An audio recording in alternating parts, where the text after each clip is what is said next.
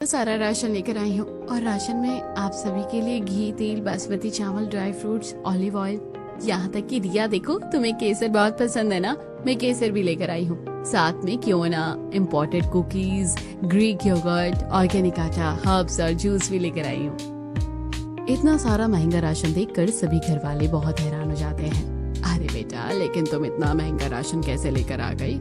ये सारा तो अमीरों वाला राशन है और तुम तो नौकरी भी नहीं करती हो और ना ही हमारे पास इतने पैसे थे, तो तुम ये सारा राशन कैसे लेकर आ गई? हाँ भाभी, आपने आखिर ये सब कैसे कर लिया? हर कोई ये सब देखकर हैरान हो रहा था, लेकिन इस बात पर रोहन को बहुत गुस्सा आ जाता है और वो गुस्से में कहता है, मुझे अच्छे से पता है ये सब कैसे हो रहा है। तुम मुझे धोखा दे रही हो ना, मुझे सब पता चल गया है। ये आप क्या कह रहे हैं? ऐसा कुछ भी नहीं है। मुझे सब पता है, मैं सब अच्छे से जानता हूँ। आखिर ये सब क्या हो रहा था? गरीब बहू प्रीति अमीरों वाला इतना सारा राशन अचानक से कैसे लेकर आ गई थी और रोहन उससे नाराज क्यों था? वो आखिर उसके ऊपर धोखेबाजी का इल्जाम क्यों लगा रहा था? सब कुछ जानने के लिए चलिए चलते हैं समय के कुछ पीछे। प्रीति बहुत ज्यादा थक गई थी और ऑफिस से वो घर लौटी है। अपने फ्लैट का दरवाजा खोलकर घर के अंदर आती है। सब कुछ कितना अलग और बदला हुआ लग रहा है। खैर कोई बात नहीं, अब मुझे इन सब चीजों की आदत डालनी ही होगी। उसके बाद प्रीति अपने लिए नमकीन चावल बनाती है और वो सबसे पहले चावल निकालकर उन्हें अच्छे से धोती है और उसके बाद प्याज, टमाटर और आलू भी काट लेती है। सब कुछ काटने के बाद वो कुकर में थोड़ा सा तेल डालकर उसमें प्याज, टमाटर और नमक, मिर्च, मसाले डालकर उसे अच्छे से पकाकर उसमें चावल और आलू डालकर थोड़ा पानी डालकर कुकर बंद करके चढ़ा देती है। जब तक कुकर में चावल पकने के लिए रखे हैं तब तक जाकर कपड़े बदल लेती हूँ। थोड़ी देर बाद चावल तैयार हो जाते हैं तो वो उन्हें प्लेट में डालकर सोफे पर बैठकर टीवी ऑन करके खाना खाने लगती है। इमोशनल मूवी देखते हुए प्रीति का मूड भी ऑफ हो जाता है और वो टीवी बंद करके अपने कमरे में सोने चली जाती है। अगले दिन सुबह रोहन के घर में खुशी का माहौल था। मुझे तो सच में यकीन नहीं हो रहा बेटा कि तेरी इतनी अच्छी नौकरी लग गई है। हाँ बेटा, तुम्हारी मेहनत रंग लाई। मुझे भी खुशी है कि आखिरकार तुम्हारी अच्छी नौकरी लग गई। लेकिन अभी तो मेरी तनख्वाह इतनी ज्यादा नहीं है पापा, अभी तो मुझे सिर्फ 20,000 रुपए मिलेंगे। अरे कोई बात नहीं बेटा, इतने भी तुम्हारे लिए बहुत है। अभी तो तुम्हारी शुरुआत है और फिर धीरे धीरे तुम काम सीख जाओगे। हाँ, और भैया आपको एक बार एक्सपीरियंस हो जाएगा तो इसके साथ आपको जिंदगी में और भी अच्छी अपॉर्चुनिटी मिल जाएगी। अच्छा ठीक है, अब मैं काम पर जा रहा हूँ, वरना पहले ही दिन लेट हो जाऊंगा।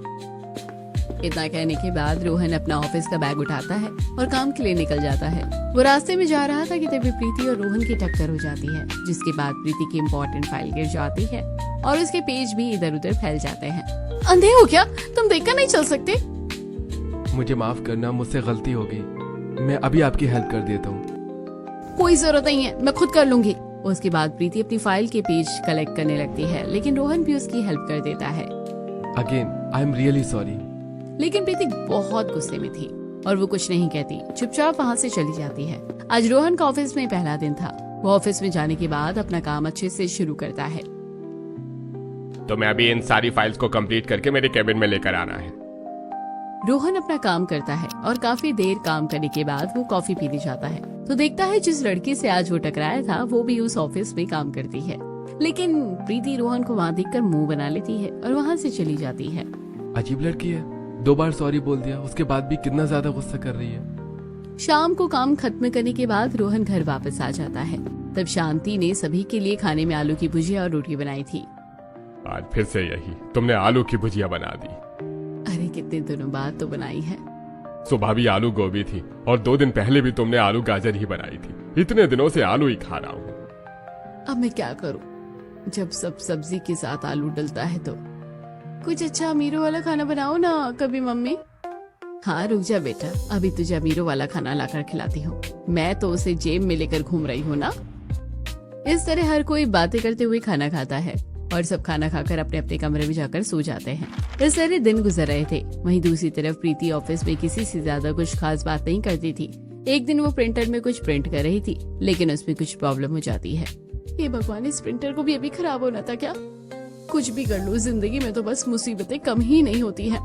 प्रीति गुस्से में काम कर रही थी, तभी वहाँ पर रोहन आ जाता है और उससे कहता है, हमें हर वक्त तो गुस्से में काम नहीं करना चाहिए, कभी थोड़ा शांति से भी काम लेना चाहिए। मैं कर देता हूँ। उसके बाद रोहन चेक करता है कि प्रीति गुस्से और जल्दबाजी में प्रिंटर का गलत बटन दबा रही है, जिसकी वजह से ऐसा हो रहा था। लेकिन रोहन उसमें प्रीति की हेल्प कर देता है। Thank you so much. अच्छा जी, यानी आपको भी थैंक यू बोलना आता है? इतना कहकर प्रीति वहाँ से चली जाती है।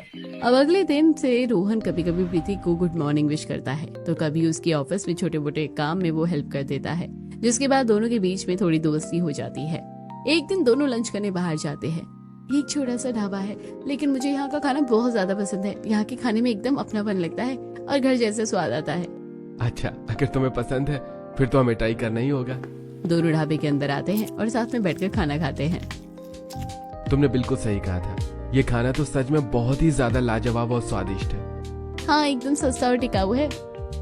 खाना खाने के बाद दोनों वापस ऑफिस चले जाते हैं और अपना अपना काम करते हैं। कुछ दिनों बाद रोहन की जब सैलरी आई तो वो आधे पैसे शांति को देते हुए कहता है, माँ, इसमें से तुम्हें रसोई का सारा खर्च निकालना है और साथ में इसमें बिजली और पानी का भी बिल देना है। बाकी पैसे बिल वगैरह भरने में चले गए और कुछ पैसे अलमारी में रख दिए हैं। पूरा महीना निकालना है। पैसे आते ही चले जाते हैं। एक तरफ रोहन अपने परिवार की जिम्मेदारी को बहुत अच्छे से निभा रहा था, वहीं दूसरी तरफ रोहन और प्रीति की भी दोस्ती और ज्यादा गहरी होती जा रही थी। रोहन अब प्रीति को पसंद करने लगा था। पार्क में, क्या तुम्हें और कोई काम नहीं है जो तुम संडे को भी मेरे पास आ जाते हो? अब तो मुझे तुम्हारे अलावा और कुछ न तो नजर आता है और न ही मैं और कुछ सोचना चाहता हूँ। प्रीति, मैं तुम्हें पसंद करने लगा हूँ। मैं तुम्हारे साथ अपनी आगे की जिंदगी बिताना चाहता हूँ। ऐसे सुनकर प्रीति बहुत ज्यादा हैरान हो गई थी। उसका माइंड एकदम ब्लैंक हो जाता है और उसे समझ नहीं आता कि वो क्या करे। तो वो बिना कुछ बोले उठकर वहाँ से भाग जाती है, जिसे देखकर रोहन भी बहुत हैरान हो जाता है। अरे प्रीति, मुझे इस तरह अकेले छोड़कर क्यों भाग गई? क्या मैं इतना बुरा हूँ? अगर रिजेक्ट ही करना था तो मुंह पर मना करके ही चली जाती। रोहन उदास होकर घर वापस आ जाता है। अगले दिन सुबह जब वो ऑफिस जाता है तो उसे प्रीति कहीं नजर नहीं आ रही थी, लेकिन लंच टाइम में उसे प्रीति ऑफिस के टेरेस पर मिलती है। वहाँ एक छोटा सा गार्डन था जहाँ पर बेंच था जिस पर प्रीति बैठी हुई थी। रोहन उसके पास जाकर बैठ जाता है। देखो प्रीति, तुम्हें इस तरह मुझसे भागने की जरूरत नहीं है। मैं समझ सकता हूँ तुम्हें मैं बिल्कुल भी पसंद नहीं हूँ। तुम मुझे साफ मना कर सकती हो। अगर तुम्हें मेरी कल की बात का इतना ज्यादा बुरा लग रहा है तो प्लीज मुझे माफ कर देना। इतना कहकर रोहन वहाँ से उठकर जाने लगता है, लेकिन तभी प्रीति उसे रोकती है। रुक जाओ, क्या तुमने जो कल कहा वो सब कुछ तुमने दिल से कहा है और तुम सीरियस हो? हाँ बाबा, अगर सीरियस नहीं होता तो मैं भला तुमसे ऐसा क्यों कहता? क्या तुम सच में मुझसे शादी करना चाहते हो? लेकिन तुम्हें तो पता है कि मेरा आगे पीछे कोई नहीं है। मैं बिल्कुल अकेली हूँ और मेरे पास ज्यादा पैसे भी नहीं है। मुझे तुमसे प्यार है ना कि तुम्हारी जिंदगी में जुड़ी बाकी चीजों से।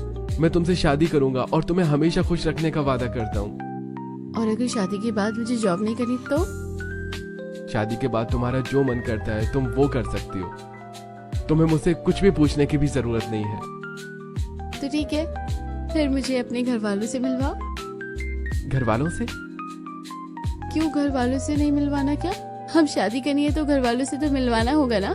या फिर अभी तक झूठ बोल रहे थे और सिर्फ टाइम पास करने का इरादा है? अरे नहीं, ऐसा कुछ भी नहीं है। तुम्हारे बारे में तो ऐसा मैं सोच भी नहीं सकता। ठीक है, संडे को मेरे घर चलेंगे और मैं तुम्हें सबसे मिलवा दूंगा। इस तरह संडे का दिन डिसाइड होता है और प्रीति तैयार होकर रोहन के घर आती है, जहाँ पर कोई प्यार से उसका घर में, तुम तो बहुत ही प्यारी बच्ची हो। बिल्कुल भैया, जितना आप शब्दों में एक्सप्लेन ना कर सके उससे भी ज्यादा प्यारी है आप भाभी। क्या कहा भाभी? हाँ बिल्कुल, अब आप दोनों की शादी होने वाली है तो आपको अब मैं भाभी कहूंगी ना। सभी प्रीति के साथ अच्छे से घुल मिल जाते हैं और शांति प्रीति के लिए चाय नाश्ता लेकर आती है। सब चाय नाश्ता करते हुए बहुत सारी बातें करते हैं। थोड़ी देर बाद प्रीति के जाने का समय हो जाता है। सच में बहुत प्यारी बच्ची हो। हम खुश नसीब है कि तुम हमारे घर की बहू बनोगी। तुम्हारे साथ कब वक्त बीत गया पता ही नहीं चला। जी, मुझे भी आपके साथ बहुत अच्छा लगा। सभी से मिलने के बाद प्रीति वापस से अपने फ्लैट में आ जाती है। वो अपनी माँ की फोटो लेती है और उससे कहती है, बताओ माँ, आपके हिसाब से मुझे क्या करना चाहिए? मुझे सब अच्छा लग रहा है। उनके साथ मुझे अपनापन लगा जो आज तक मुझे पहले कभी नहीं लगा। मुझे लगता है कि अब मैं सच में शादी करने के लिए तैयार हूँ। अब प्रीति और रोहन दोनों मिलकर डिसाइड करते हैं कि वो जल्दी ही शादी कर लेंगे, लेकिन उनके पास ज्यादा पैसे नहीं थे, इसलिए वो मंदिर में ही पंडित जी के सामने अग्नि के साथ फेरे लेकर पूरे रस्मों रिवाजों के साथ शादी के गठबंधन में बन जाते हैं। आज से आप दोनों पति पत्नी हैं। इस तरह दोनों की शादी हो जाती है और प्रीति अपने ससुराल आ जाती है, जहाँ पर उसके गृह प्रवेश के लिए थोड़ी बहुत तैयारी की थी। बेटा दाहिनी पैर से कलश गिराकर गृह प्रवेश करो। पहले प्रीति कलश गिराकर गृह प्रवेश करती है और उसके बाद सब सो जाते हैं। और अगले दिन सुबह प्रीति जब उठ कर आती है, अरे बेटा तुम इतनी जल्दी क्यों उठ गई? तुम थोड़ी देर और सो जाती। कोई बात नहीं और हम भी अच्छी चीज खा सके। हर बार बस वही सबसे सस्ता और ऐसा ही राशन लेकर लाना पड़ता है।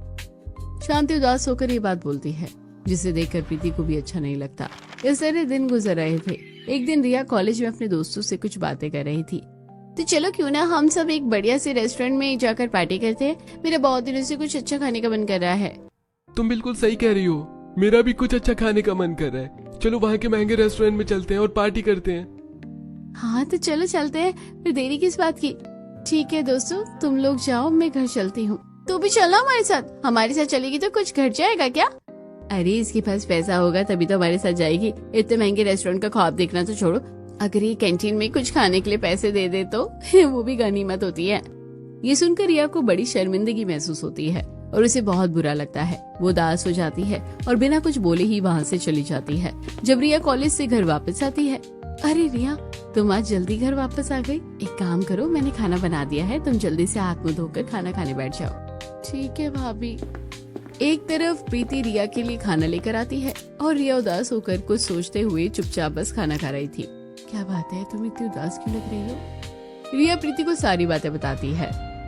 तो मेरे साथ हमेशा ऐसा ही होता है भाभी। हमेशा मुझे हर कोई बस नीचा दिखाता है और कोई भी ताना देकर चला जाता है। उन्हें कैसे कहूँ कि मेरा भी जाने का बहुत मन करता है, लेकिन हमारे हालात ऐसे नहीं है।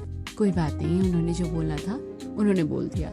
और ये सब उनकी सोच दर्शाता है कि उनकी कितनी छोटी सोच है। अगर वो तुम्हारे सच्चे दोस्त होते तो कभी इस तरीके से तुम्हें ताना नहीं मारते और नीचा फील नहीं करवाते। चलो हम दोनों शाम को गोलगप्पे खाने चलेंगे।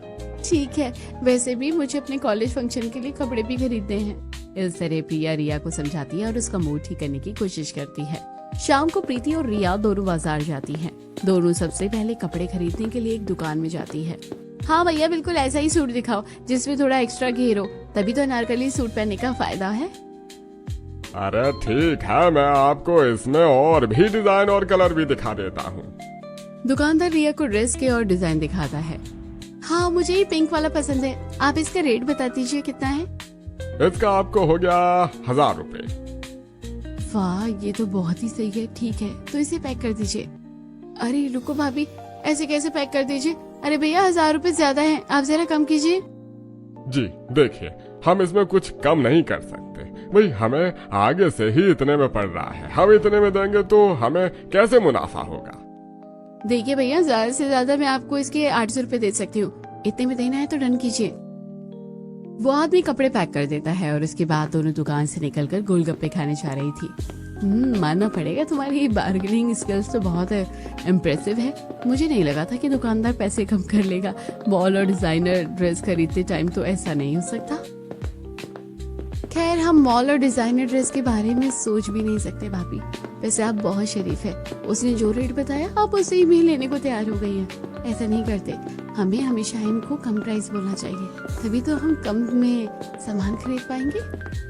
दोनों बात करती हुए एक ठेले के पास आ जाती हैं, जहाँ दोनों एक ठेले पर गोलगप्पे खा रही थी।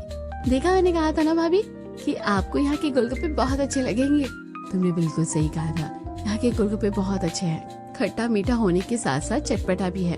उसके बाद दोनों गोलगप्पे खाने के बाद घर वापस आ जाते हैं। शाम को रोहन घर वापस आता है और हाथ में पीछे कुछ छुपाकर वो रसोई में जाता है। क्या कर रही हो? कुछ नहीं, बस खाना बना रही थी। और एक बात बताओ, आप अपने हाथ में पीछे क्या छुपा रहे हो? रोहन पीछे से चूड़ियां निकालता है और प्रीति को देता है। वाह, ये चूड़ी तो सच में बहुत ज्यादा खूबसूरत है। लाओ।